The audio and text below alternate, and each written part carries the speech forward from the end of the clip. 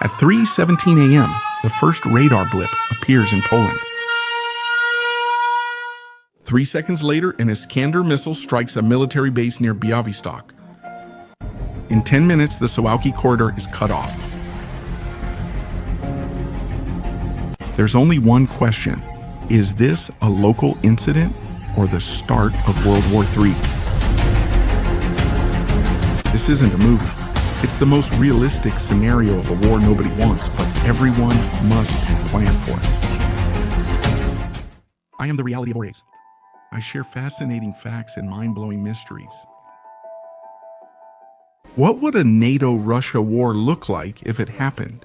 Not hypothetically, not in a sci-fi version, but based on real plans, unit bases, and timeframes. In this video, Faktos Rude analyzes a detailed fact-based scenario of what would happen if Russia attacked. For example, via the Suwałki corridor. We will reveal where the first shots and missiles would be fired, how the conflict's early hours and days would develop, and how fast NATO could respond, who would fail first, what military simulations say, and the threat of tactical nuclear weapons. Buckle up.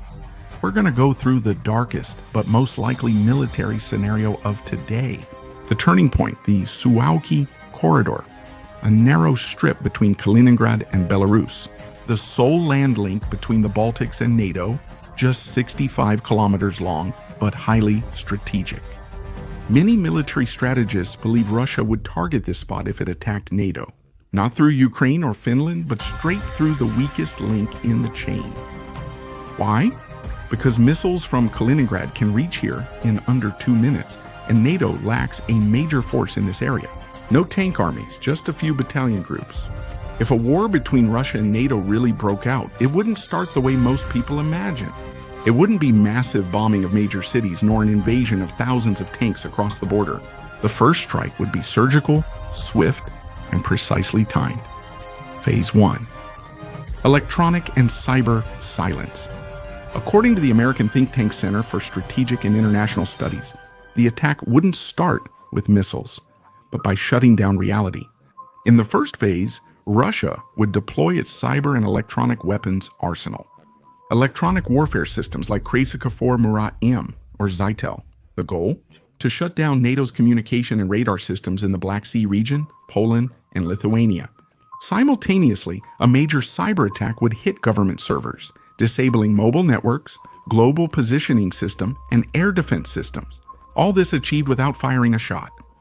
Phase 2. Missile salvos from Kaliningrad. Only then would the missiles arrive, faster than the fighter jets could launch. Iskander-M ballistic missiles launched from Kaliningrad can hit targets up to 500 kilometers away. The initial strikes would target Lithuania's Šiauliai air base, where NATO aircraft conduct Baltic air policing. Other targets.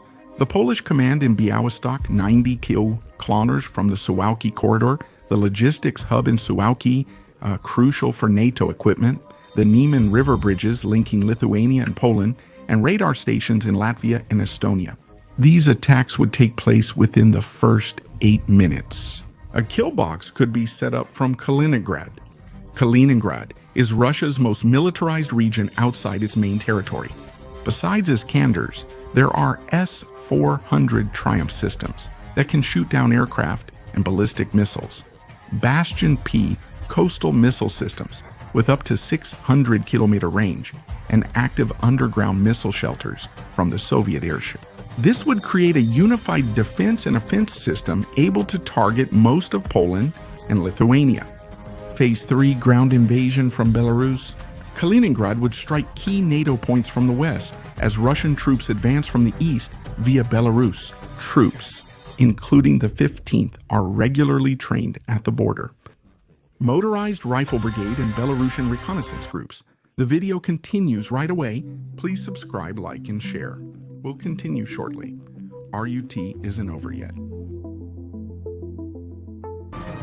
Their aim is to cut through the Suwałki corridor from the other side, join Kaliningrad units, and form the so-called double pincer maneuver, which would cause the Baltics to lose their physical connection with the rest of NATO. According to a NATO simulation, this maneuver could be completed in less than 36 hours. Phase 4. Modern warfare occurs both on Earth and at altitudes of 10 kilometers and higher, covering the air and space dimension. Sukhoi 34 and Sukhoi 35 aircraft would simultaneously strike bases in Lithuania and Poland, while in the background, Russia would jam global positioning system. Public data shows the United States has over 200 military and communication satellites in the region, plus civilian systems like Starlink, all of which would quickly face pressure. Reality. The opening shots would be silent. Not a boom, but nothing. No lights, no communication, just a loss of control. And then precise strikes that would destroy critical infrastructure within hours. Only then would a major conflict start, as we now see. But until then, maybe thousands of people wouldn't even know that the war had already started. War doesn't wait. And the question of who reacts first decides who gains the advantage or suffers a catastrophe. The first 24 hours. Chaos, reactions, decisions.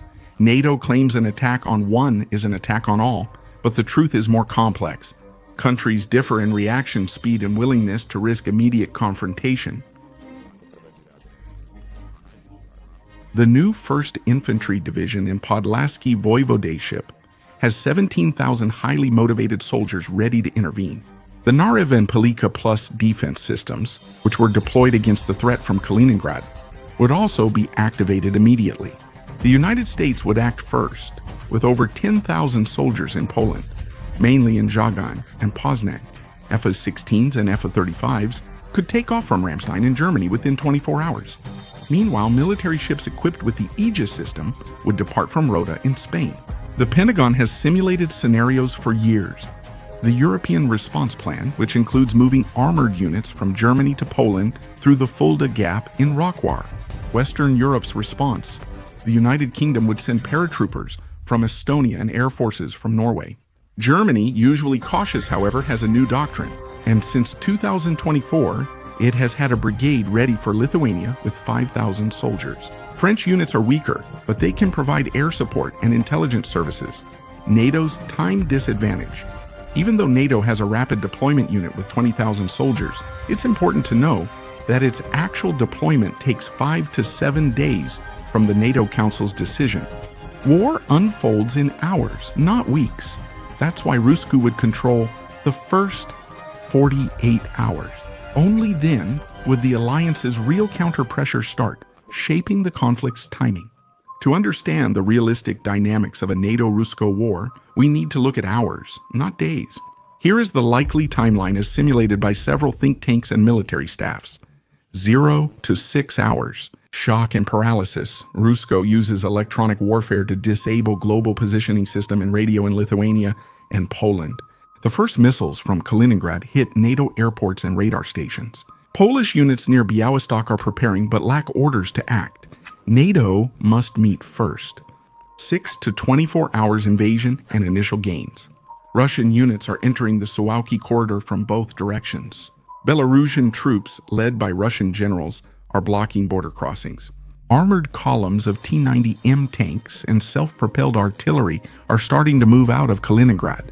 The Baltic states are being physically cut off from NATO. 24 to 48 hours. Defense and chaos activated in cities. NATO responds jointly.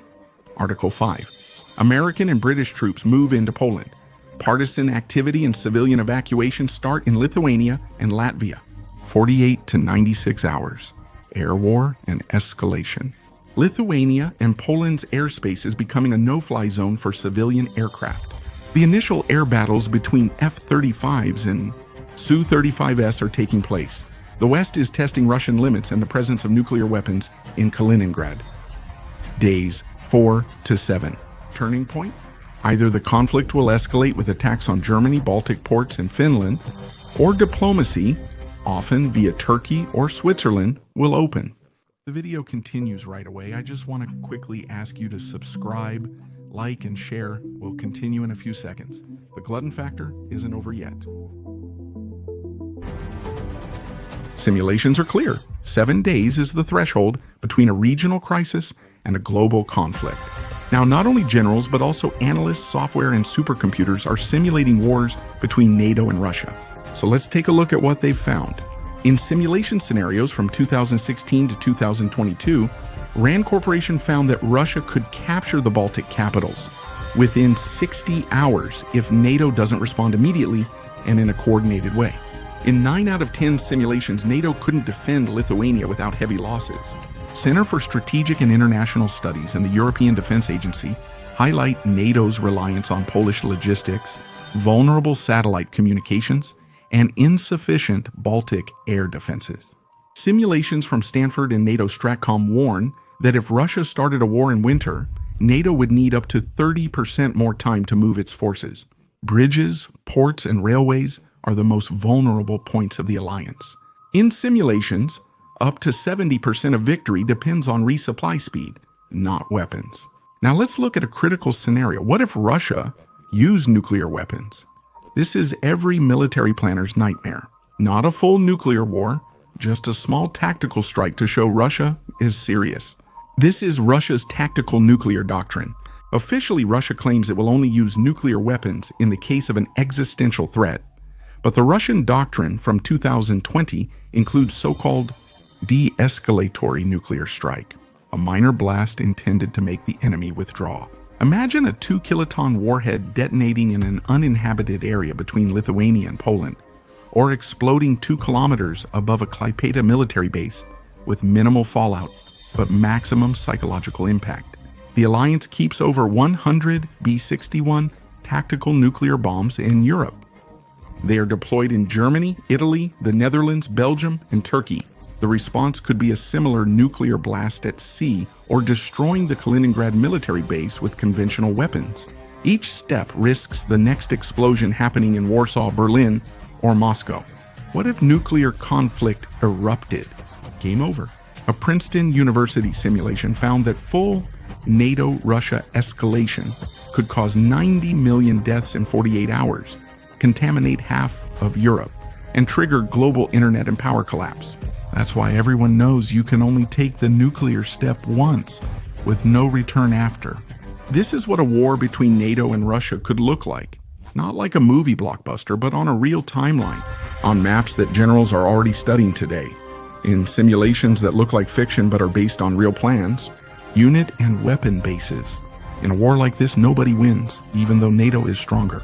Yes, Russia has limited capacity for a long-term conflict, but in the first phase, in those first 72 hours, chaos, speed, and the courage of individuals would decide.